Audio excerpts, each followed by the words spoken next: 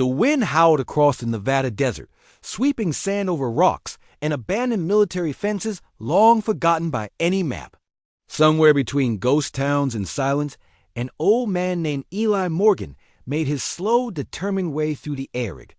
Waist-dotted 72, Eli had nothing left tying him to the world. His wife had passed 5 years ago. His only son had died serving overseas. With no more family, no more letters, no more purpose, Eli had retired into solitude, spending his days exploring the vastness of the desert with a metal detector, hoping to stumble across scrap, history, or just distraction. On that day, the detector didn't beep like usual. It screamed. Beneath a ridge of weather-blasted boulders, Eli found something not even remotely man-made. Half buried in red sand and blackened from impact, a metallic wedge the size of a small house rested, cracked and sparking faintly. It pulsed with a dull blue glow. Its surface was smooth, seamless except for one detail, a perfect triangle, etched into the side, almost like a door. Eli approached carefully. He wasn't a fool. He'd lived through Vietnam, the Cold War, and the space race. This wasn't military. This wasn't Russian. This wasn't even Earth-made. He reached out, brushing sand away from the triangular panel. The moment his hand touched the metal, the triangle glowed. A pulse of light rippled across its surface, then hissed. The door slid open silently. Eli stumbled back. Inside, the ship was pristine. Walls lined with dark silver, glowing conduits pulsing like veins.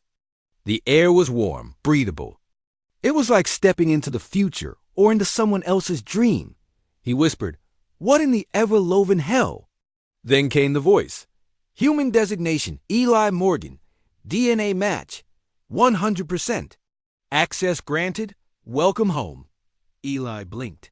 "Come." Again? But no answer followed. A narrow hallway lit up in front of him, guiding him in. Despite every voice in his head screaming to turn back, Eli stepped forward. His boots echoed on the smooth floor.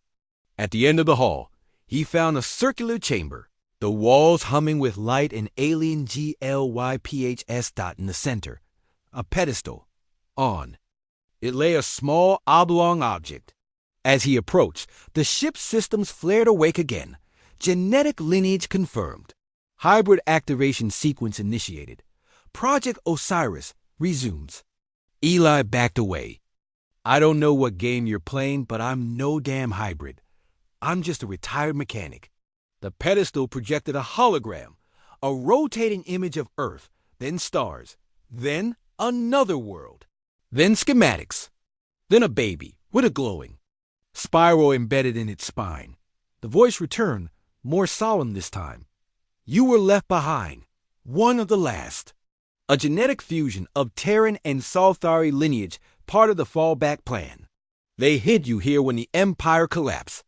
Your DNA was encoded as a failsafe." Eli sat down on the edge of the pedestal, stunned. "You're saying I'm part alien?" "Yes, and only you can activate the vessel and complete the awakening of Earth's lost defenses." Outside, the wind howled louder, almost in warning. Meanwhile, in low orbit, a fleet shimmered into view, dropping out of warp. Black spined warships, shaped like scorpions. The Dravari had tracked the signal. They were scavengers of dead empires, parasites of collapsed civilizations. The moment Eli touched the ship, its ancient beacon had activated. The Dravari had been waiting for such a signal for over 600 years. Their commander hissed. "Terran DNA confirmed. Retrieve the vessel, burn the rest. Back on Earth." Eli watched in silence as the ship fed him images battles across stars. Humanity's lost role in an ancient war and the tragic collapse that left Earth forgotten. "Why me?" he whispered. "Why now?" "Because only you remain. The others died, but your human half survived, hidden.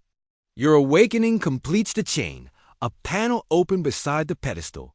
Inside, a suit sleek, silver-black armor clearly not made by any earthly hands.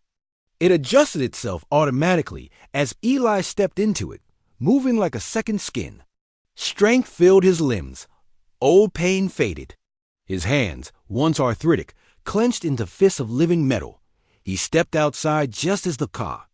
Sky split open. The Drovari ship descended fast. Fire trailed from its engines as it bore down on the desert. Eli didn't flinch. Weapons online. Targeting systems sensed to neural pathways. He raised his arm, and the gauntlet shifted, crackling with plasma. The first blast from the Drovari. Ship struck the ridge and scattered rock like paper. But Eli stood firm, braced by gravity locks. He returned fire, a lance of blue light that sliced through the Drovari's forward hull. Inside the crashed alien vessel. Ancient systems whirred. The triangle door shut tight. Underground pylons emerged, absorbing atmospheric energy. The ship wasn't just a vessel, it was a seed waiting to bloom. The ship spoke again. Defense grid initialized.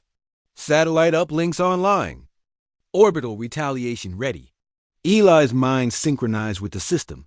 He saw the enemy above, saw their vulnerable points. And for the first time in decades, he felt purpose. He growled, "Let's show these bastards what an old man can do." With a blink, he launched the retaliatory strike. In orbit, the Drovari flagship exploded in a blinding flash. The rest of the fleet scattered, but it was too late. Earth's ancient defense grid, reactivated through Eli, was awake again 2 weeks later. The world changed. Government drones eventually found the crash site, but nothing remained of the Drovari. The ship had buried itself back into the sand, hidden in plain sight once again. Only Eli remained. No one believed him at first. But strange satellites now floated in Earth's orbit. And above all, peace remained guarded by an old man and a machine that only answered to his blood. They called him the Gatekeeper in hushed tones. And the stars? They stayed quiet. For now. Phi. Humanity endures. Humanity prevails. And sometimes it takes an old man to remind the galaxy why.